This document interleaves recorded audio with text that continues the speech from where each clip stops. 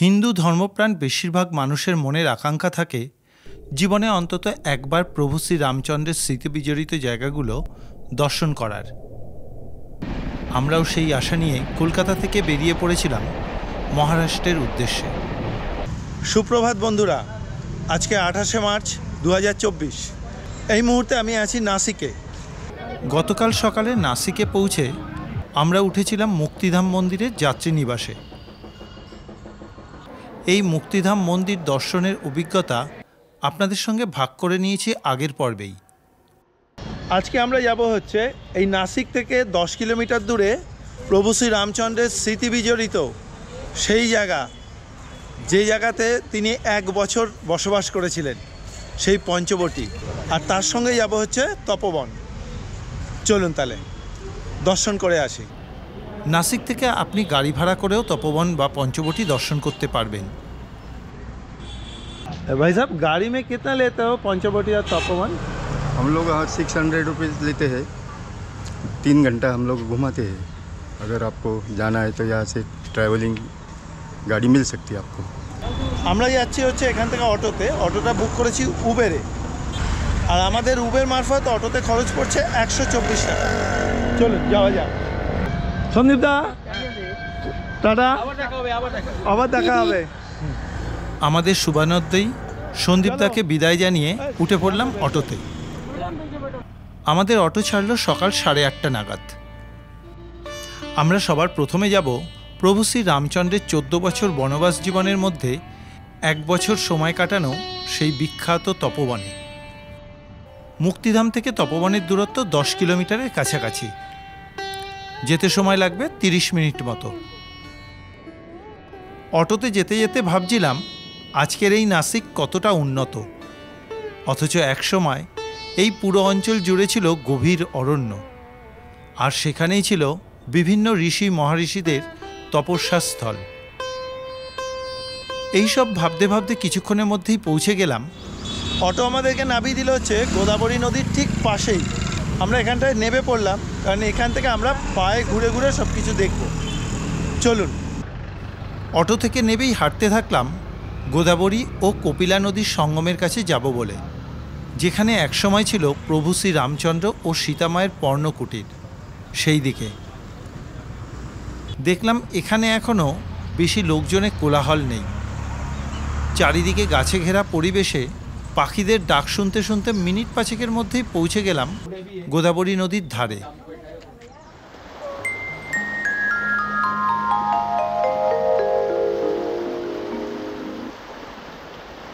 এই সেই পুণ্যভূমি যেখানে কুম্ভমেলার সময় লক্ষ লক্ষ মানুষ আসেন এই গোদাবরীর জলে একটু স্নান করতে, নিজের দেহকে শুদ্ধ করে নিতে, নিজের মন আত্মাকে শুদ্ধ করে নিতে। আজকে আমরা দাঁড়িয়ে আছি সেই পুণ্যভূমিতে, যে পুণ্যভূমিতে যুগ যুগ ধরে দেবতা থেকে শুরু করে বিভিন্ন ঋষি তপস্বীরা তাদের কর্মযজ্ঞ করেছিলেন। সত্যযুগে ভগবান ব্রহ্মা পদ্মা আসনে বসে সৃষ্টির পরিকল্পনা করেন এই নাসিকে। সেই সময় এই জায়গার নাম ছিল পদ্মনগর। ত্রেতা যুগে অরণ্যময় এই অঞ্চলে খড়, দূষণ ও ত্রিশির রাক্ষসদের বাস ছিল। তখন এই জায়গার নাম ছিল ত্রিকণ্টক। আর ত্রেতা যুগেই শ্রী বিষ্ণুর অবতার প্রভু শ্রী রামচন্দ্র পিতৃ আজ্ঞা পালনের জন্য বনবাস জীবনের কিছুটা কাল এই স্থানেই অবস্থান করেছিলেন। আবার সংখ্যা দর্শনের রচয়িতা মহামণি কপিলের তপস্যাভূমি এই গোদাবরী নদীর তট। তার কঠিন তপস্যায় সৃষ্ট কপিলা নদী এই জায়গাতে এসেই গোদাবরী নদীর সঙ্গে মিশে গিয়েছেন। এই পুণ্যভূমির প্রতিটা পাথরে, প্রতিটা ধুলোকণায় আছে প্রভু শ্রী রামচন্দ্রের স্পর্শ। এ এক মহাপুণ্যভূমি।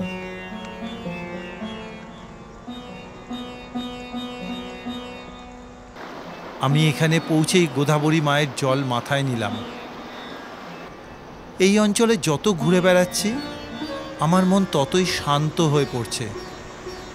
চারিদিকে তাকিয়ে ভাবছি সত্যি আমি কতটা ভাগ্যবান তবেই তো প্রভু শ্রী রামচন্দ্র আমাকে এই জায়গায় নিয়ে এলেন।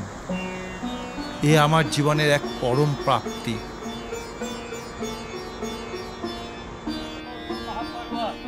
এরপরে হাঁটতে হাঁটতে চলে এলাম সেই বিখ্যাত পঞ্চকুণ্ডের সামনে। আচ্ছা, আমি যেখানটায় দাঁড়িয়ে আছি এই সেই পুণ্যস্থান। এখানে আছে শ্রী রামচন্দ্র ও সীতামায়ের মূর্তি, তার সামনে রয়েছে ব্রহ্মাকুণ্ড, তারপরে আছে বিষ্ণুকুণ্ড ও মহেশ্বর কুণ্ড। মহেশ্বর কুণ্ডর একটু দূরেই আছে অগ্নিকুণ্ড। অগ্নিকুণ্ড আর মহেশ্বর কুণ্ডের মাঝে আছে মুক্তিকুণ্ড, আর একটু দূরেই আছে সীতামায়ের স্নানের জায়গা। আসুন জেনে নিই এই স্থানের মাহাত্ম্য। ये भगवान राम की वनवास की जगह, यहाँ पर भगवान राम रहे थे वनवास के लिए 1 साल 14 दिन के लिए। यहाँ राम और माता सीता का मंदिर है।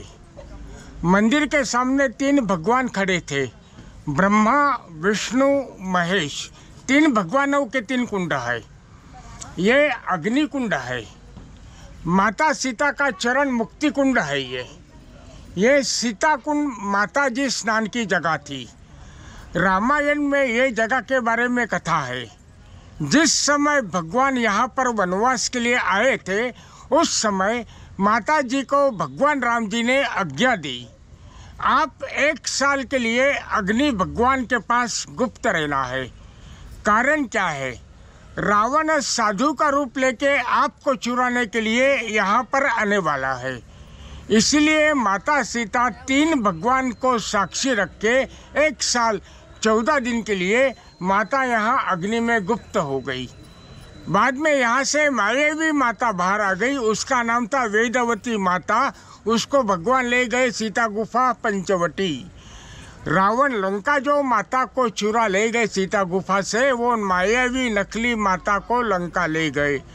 असली माता सीता जो थी, 3 भगवान साक्षी यहाँ पर थी।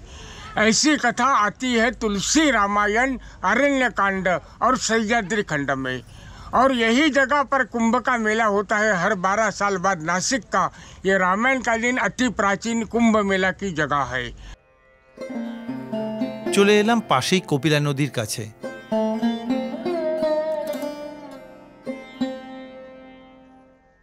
এই সেই পুণ্যভূমি যে জায়গাতে কপিল মুনি তপস্যা করেছিলেন, এবং তপস্যা করে এই যে কপিলা নদী, এই কপিলা নদীকে তিনি কিন্তু নিয়ে এসেছিলেন। সামনেই হচ্ছে গোদাবরী নদী, সেই গোদাবরী নদীর সঙ্গে সঙ্গম হয়েছে। এখানে কপিলমুনির এক মূর্তি বসানো আছে।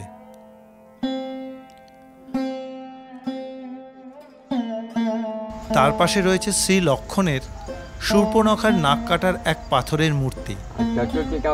ये कपिल मुनि यहाँ तप करके नदी लहे कपिला। नासिक से आती गोदावरी, गोदावरी कपिला 2 नदी का संगम। संगम किनारे रावण की बहन स्वरूप लगा। यहाँ लक्ष्मण भगवान ने नाक काटा। नाक का हिस्सा गोदावरी के उस पार डाला। सिटी का नियम नासिक। बरसात में यहाँ पानी आता है, बाढ़ आता है करके ऊपर मंदिर बना है। पाশেই রয়েছে পাথরের মধ্যে এক শিবলিঙ্গ। কেউ কেউ বলে থাকেন এটা কপিলমুনি স্থাপন করা শিবলিঙ্গ। বর্ষার সময় এই অঞ্চলটা পুরোটা জলের নিচে চলে যায়। শুধু ডিসেম্বর মাস থেকে মে মাস পর্যন্ত এই কুণ্ডগুলো দেখা যায়। এই জন্যই তো এই মার্চ মাসে আমার আসা। এর ঠিক পেছন দিকেই রাখা আছে শূর্পণখার নাকের খণ্ডিত অংশ। স্থানীয় মানুষের বিশ্বাস এই শিলাখণ্ডটি শূর্পণখার নাকের অংশটি। এই অঞ্চলে শূর্পণখার নাসিকা কাটা হয় বলে এই অঞ্চলের নাম নাসিক হিসেবে প্রতিষ্ঠা পেয়েছে। চলুন এবারে আমরা কপিলা নদী আর গোদাবরী নদীর সঙ্গমস্থল দেখে আসি। চলে এলাম উঁচু পাথরের খণ্ড ডিঙিয়ে বাঁধানো সিঁড়িপথে।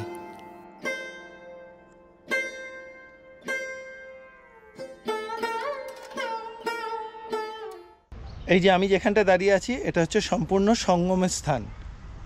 আমার ডান দিক দিয়ে এসেছে হচ্ছে গোদাবরী নদী, আর আমার বাঁ দিক দিয়ে এই দিক দিয়ে চলে এসেছে কপিলা নদী। ঠিক এই জায়গাটাতে, ঠিক এই হয়েছে সঙ্গম। কপিলা নদীর জল খুবই শান্ত, কিন্তু গোদাবরীর জলে স্রোত ভালোই আছে।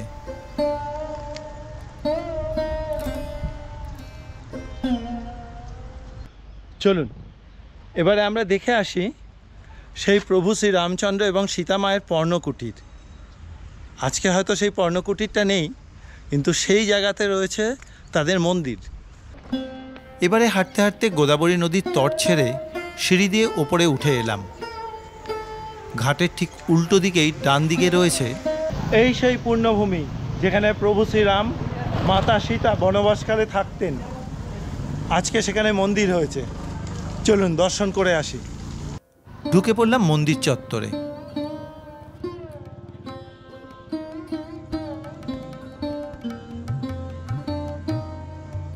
প্রথমেই চোখে পড়বে মাটির দেওয়ালের ঘরের মতন একটা ঘর।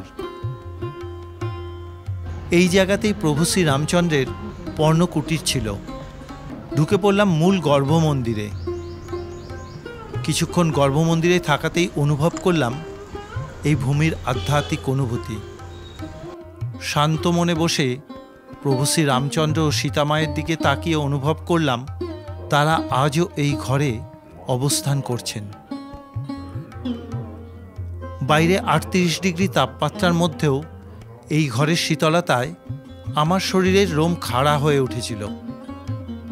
শান্তি ও স্নিগ্ধতার অপরূপ এক অনুভূতি পেয়েছি। মনের ভেতরে পেয়েছিলাম ঐশ্বরিক এক শক্তি। এই মন্দিরের মুখ্য সেবায়িতের থেকেই জানলাম प्रभु श्री राम जी जब अयोध्या से वनवास हुआ, भगवान श्री राम जी पहला निवास किया था चित्रकूट में।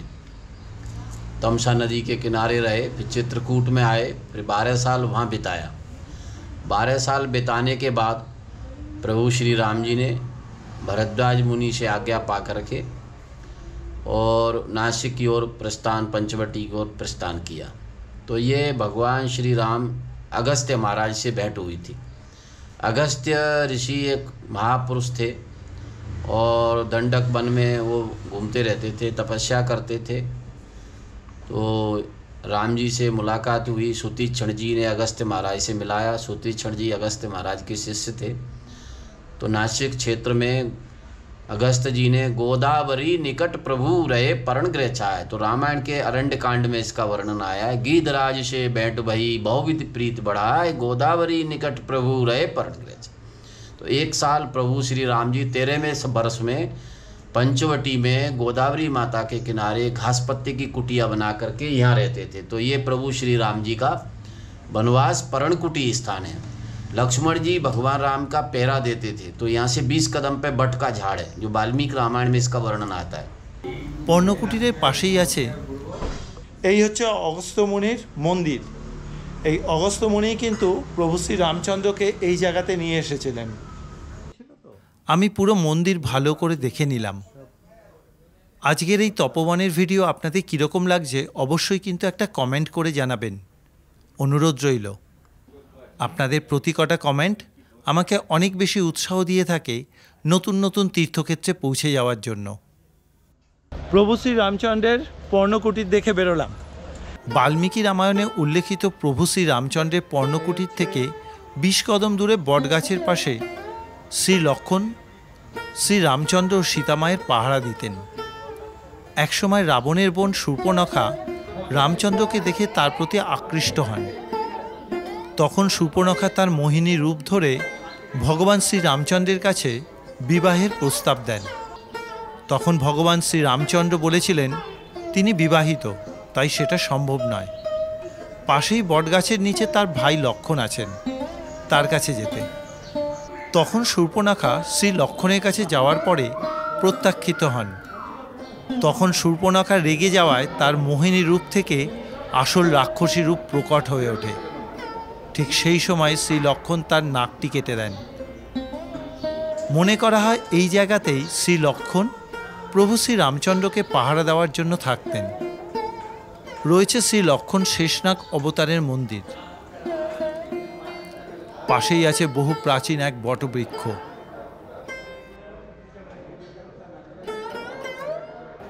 এইখানে সুপর্ণখার নাক কেটে দেওয়ার ঘটনা মূর্তি করে দেখানো হয়েছে। বেরিয়ে এলাম শ্রী লক্ষণ মন্দির থেকে। আজকের এই তপোবন পূর্ণভূমির ভিডিও আপনাদের কীরকম লাগছে অবশ্যই কিন্তু একটা কমেন্ট করে জানাবেন, অনুরোধ রইল। আপনাদের প্রতি কটা কমেন্ট আমাকে অনেক বেশি উৎসাহ দেয় নতুন নতুন তীর্থক্ষেত্রে পৌঁছে যাওয়ার জন্য। এরপরে আমরা যাব পঞ্চবটী, কিন্তু তার আগে এই নাসিকের তপোবনে কিন্তু আমাদের গুরু আশ্রম ভারত সেবাশ্রম সংঘ রয়েছে। একবার যাই, গিয়ে একটু দেখে আসি। এখানে আসলেও তো সবাই থাকতে পারবেন, তা ওখানে একটুখানি দেখে আসি, তারপর আপনাদেরকে সবটা বলে দিচ্ছি। কপিলা নদীর ধারেই বোট দেখে এগিয়ে গেলাম। বিশাল চত্বর জুড়ে ভারত সেবাশ্রম সংঘের এই পঞ্চবটী শাখা। প্রথমেই এলাম গুরু মন্দিরে, গুরু মহারাজকে প্রণাম জানালাম।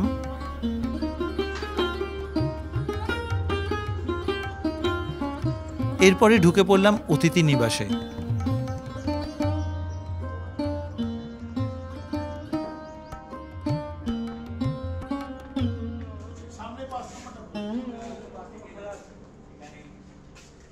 দেখলাম অ্যাটাচ বাথরুম সহ 3 থেকে 4 থাকার মতন ঘর রয়েছে।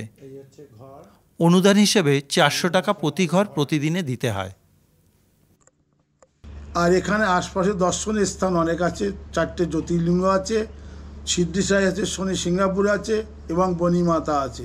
তাছাড়াও এখানে শ্রাদ্ধ, তর্পণ, পিণ্ড এবং কালসর্ব, নারায়ণ নাগ বলি বিভিন্ন কাজের জন্য লোক বিভিন্ন প্রান্ত থেকে আসে, তাদের সে কাজগুলো আমরা করে দেই এবং অনেক কম পয়সার মধ্যে এগুলো করে দেওয়া হয়।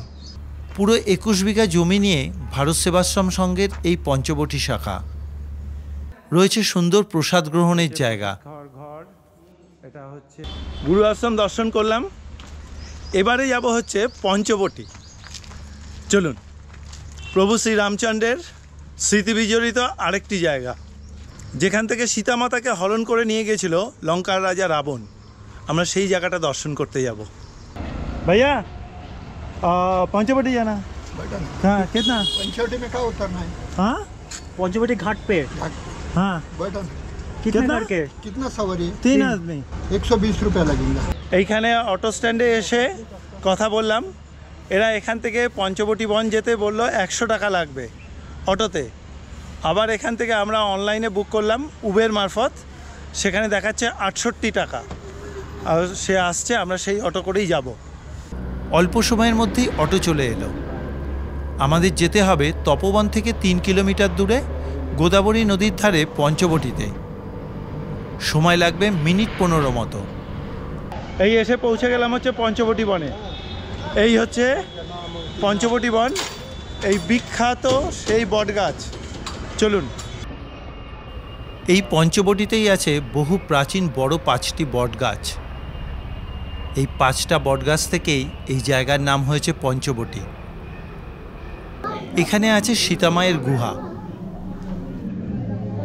প্রভু শ্রী রামচন্দ্র কপিলা ও গোদাবরী সঙ্গমের কাছে অগ্নিকুণ্ডে সীতামাকে লুকিয়ে রাখার পর তার নির্দেশেই তার মায়াবী রূপের সীতামাকে নিয়ে পঞ্চবটিতে আসেন শ্রী ভরত এবং সীতা গুহায় থাকতে বলেন। অন্যদিকে নাক কাটা যাওয়ার পর শূর্পণখা খরদূষণ রাক্ষসের কাছে যায়। খরদূষণের 14,000 সেনা নিয়ে শ্রী রামচন্দ্রকে বধ করার জন্য অগ্রসর হয়। তখন ভগবান শ্রী রামচন্দ্র তাদের দিকে মোহিনী বাণ ছোড়েন এবং সেই মোহিনীতেই এক রাক্ষস অপর রাক্ষসকে রামচন্দ্র হিসেবে দেখতে লাগলেন এবং রাক্ষসরা নিজেরা নিজেদের সাথে যুদ্ধ করেই শেষ হয়ে যায়। পরে ভগবান শ্রী রামচন্দ্র খরদূষণকে বধ করেন। এরপরে শূর্পণখা তার দাদা রাবণকে সব কথা জানানোর পর রাবণ তার মামা মারীচকে বলেন, মামা তুমি সোনার হরিণ রূপ ধরে পঞ্চবটিতে যাও। তখন সীতার অনুরোধে ভগবান রামচন্দ্র মায়াবী সোনার হরিণ ধরে আনতে চলে যান সীতামাকে লক্ষণের দায়িত্বে রেখে। এই হলো সেই সীতামায়ের থাকার জায়গা, সীতা গুফা। আবার ফিরে আসি এই জায়গার মাহাত্ম্য সম্বন্ধে। এরপরে বেশ কিছু সময় চলে যাওয়ায় স্বামী শ্রী রামচন্দ্র না ফেরায় সীতামা চিন্তিত হয়ে লক্ষ্মণকে পাঠায় শ্রী রামচন্দ্রকে খুঁজে আনার জন্য। প্রথমে শ্রী লক্ষ্মণ যেতে না চাইলেও পরে সীতামায়ের অনুরোধে তাকে যেতে হয়।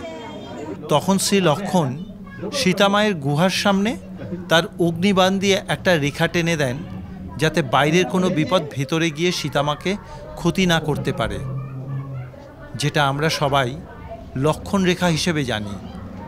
এবং সীতামাকেও বলে যান তিনি যেন কোনো অবস্থাতেই এই রেখা অতিক্রম করে বাইরে না বেরোন।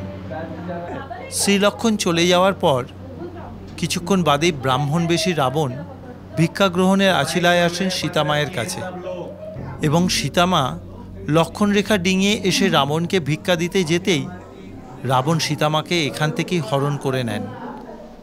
সীতা গুহা দর্শন করে বেরোলাম, খুব ভালো লাগলো। তবে বড্ড সরু জায়গা, ঢুকতে বেরোতে খুব অসুবিধা, বেশি ভিড় থাকলেই। উল্টো দিকেই আছে রাবণের সীতাহরণের জায়গা। 1 টাকার টিকিটের বিনিময়ে ঢুকে পড়লাম। ভিতরে বিভিন্ন মডেল দিয়ে সীতামাকে হরণ করে যাওয়ার ঘটনা তুলে ধরা হয়েছে। আচ্ছা চলুন, এবারে যাব হচ্ছে কালারাম মন্দির দর্শন করতে। এখান থেকে আর হেঁটে মিনিট 5-7 মধ্যেই।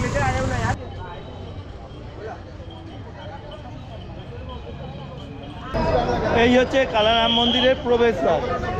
চলুন ভিতরে যাওয়া যাক। কিন্তু মন্দির চত্বরে কোনো ফটোগ্রাফির অনুমতি নেই, তাই জন্য মন্দির চত্বরে কোনো ছবি তুলতে পারলাম না। দর্শন করেই বেরিয়ে আসতে হলো। এবারে যাব গোরেরাম মন্দির দর্শন করতে। পথে দেখলাম হোলি খেলার প্রস্তুতি চলছে। এই নাসিকে হোলি খেলা হয় পঞ্চম হোলির দিন। হাঁটতে হাঁটতে চলে এলাম গোরেরাম মন্দিরে।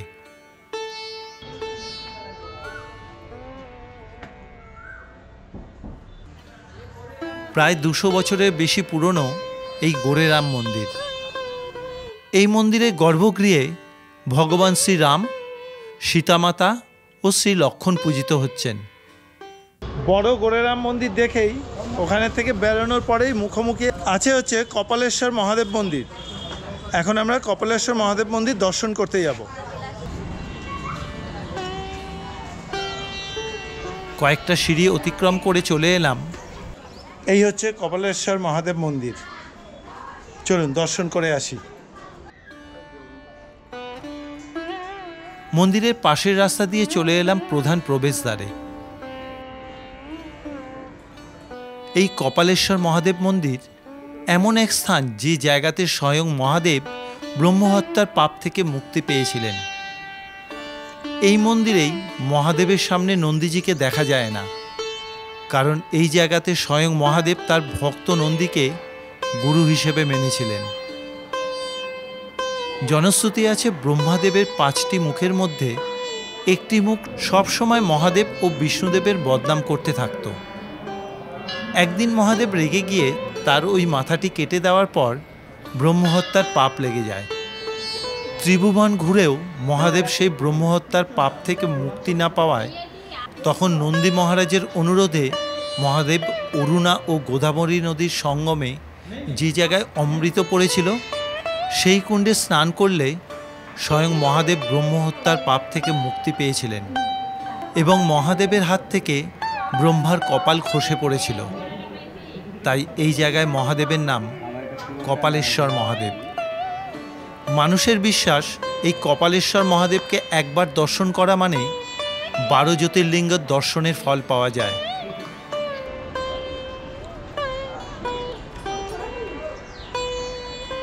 মন্দির দর্শন করে বেরিয়ে এলাম রামকুণ্ড দর্শন করব বলে।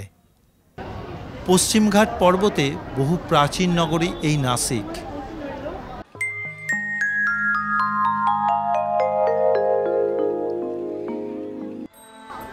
পশ্চিম ভারতের কাশী এই নাসিক পবিত্র এক হিন্দু তীর্থ। পৌরাণিক ও ঐতিহাসিক মাহাত্ম্য এই স্থানের অপরিসীম। জলন্ধর মুনির পত্নী বৃন্দার অভিশাপে হরি অর্থাৎ স্বয়ং বিষ্ণুদেব এবং ব্রহ্মহত্যার শাপগ্রস্ত হর অর্থাৎ স্বয়ং মহাদেব উভয়কেই নাসিকের এই পঞ্চবটী তীর্থে পুণ্যতোয়া গোদাবরীর জলে স্নান করে অভিশাপ থেকে মুক্ত হতে হয়েছিল। তাই নাসিককে হরিহর ক্ষেত্রও বলা হয়। এই জায়গাতে গোদাবরী নদী বেশ সুন্দর। গৌতম ঋষির তপস্যার ফলে ব্রহ্মগিরি পাহাড়ের ওপরে মর্তে আগমন ঘটে এই গোদাবরী মায়ের। তাই এই গোদাবরী নদীকে গৌতমী গঙ্গাও বলা হয়। এই হচ্ছে সেই পবিত্র রামকুণ্ড, যেখানে প্রভু শ্রী রামচন্দ্র নিজে স্নান করেছিলেন। জনশ্রুতি আছে শ্রী রামচন্দ্র পিতা দশরথের অস্থি বিসর্জন দিয়ে স্নান করেছিলেন এই রামকুণ্ডেই। এমনকি জওহরলাল নেহরু, ইন্দিরা গান্ধীর চিতাবর্ষও বিসর্জিত হয় রামকুণ্ড পুতোর জলে। লক্ষ লক্ষ পুণ্যার্থী এই রামকুণ্ডের জলে স্নান করেন একটু পুণ্যলাভের আশায়। সমুদ্র মন্থনের পর সেখান থেকে উঠে আসা অমৃতের এক ফোঁটা পড়েছিল এই কুণ্ডে। এ এক মহাপূর্ণভূমি। আজকের এই তপবন ও পঞ্চবটির ভিডিও আপনাদের কীরকম লাগছে অবশ্যই কিন্তু একটা কমেন্ট করে জানাবেন, অনুরোধ রইল। আবারও জানাই, আপনাদের প্রতি কটা কমেন্ট আমাকে অনেক বেশি উৎসাহ দেয় নতুন নতুন তীর্থক্ষেত্রে পৌঁছে যাওয়ার জন্য। কুণ্ডের ঠিক উপর দিকেই আছে বিভিন্ন মন্দির। আছে গোদাবরী মায়ের মন্দির। এই মন্দির কুম্ভ মেলার বছর 1 বছর খোলা থাকে, বাকি 11 বছর শুধুমাত্র কার্তিক পূর্ণিমার দিন খোলা হয়। রামকুণ্ড দর্শন হলো, এবার যাব সোমেশ্বর মহাদেব। এখান থেকে আবার সেই অটো বুক করে নিলাম, 124 টাকা ভাড়া দেখাচ্ছে। চলুন। রামকুণ্ড থেকে সোমেশ্বর মহাদেব মন্দিরের দূরত্ব 8.5 কিলোমিটার মতো। যেতে সময় লাগবে 20 মিনিট। এই এসে পৌঁছে গেলাম হচ্ছে সোমেশ্বর মহাদেব মন্দির। চারিদিকে গাছপালায় ঘেরা গোদাবরী নদীর ধারে এই মন্দির পরিসর। এখানে আসলে যে কোনো মানুষের মন শান্ত হয়ে যাবেই যাবে।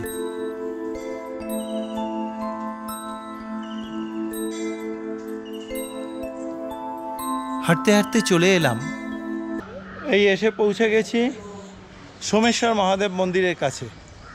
চলুন দর্শন করে আসি।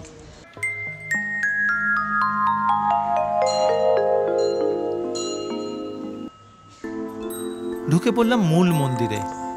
সামনেই রয়েছে নন্দী মহারাজ। এরপরে ঢুকে পড়লাম গর্ভগৃহে। এখানকার শিবলিঙ্গ স্বয়ম্ভু শিবলিঙ্গ। সেই শিবলিঙ্গে পিতলের একটা কভার করা আছে।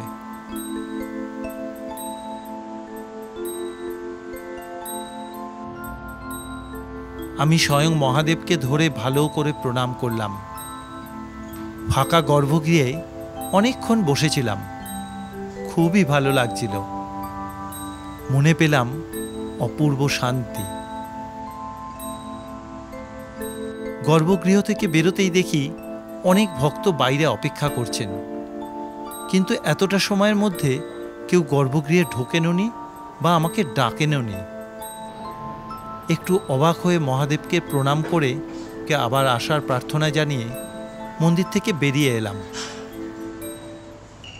সোমেশ্বর মহাদেবকে দর্শন করলাম, খুব ভালো লাগলো। এই স্বয়ম্ভু এক শিবলিঙ্গ। আর এই সোমেশ্বর মহাদেব মন্দিরের আশপাশে যে জায়গাটা খুবই মনোরম। এখানে আসলে তখন কিন্তু মনটা খুব ভালো লাগবেই, মনে একটা শান্তি পাওয়া যায়।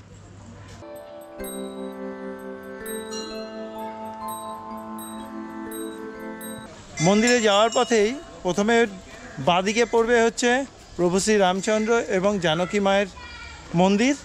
এই যে এটা।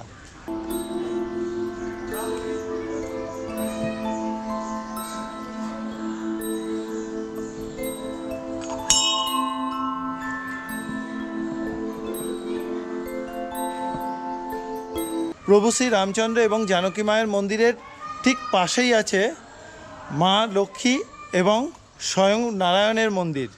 চলুন দর্শন করে আসি।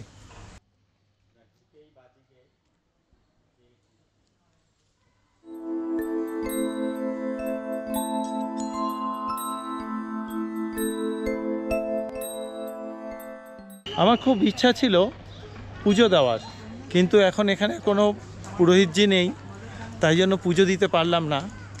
মনে একটা অতৃপ্ত বাসনা থেকে গেল।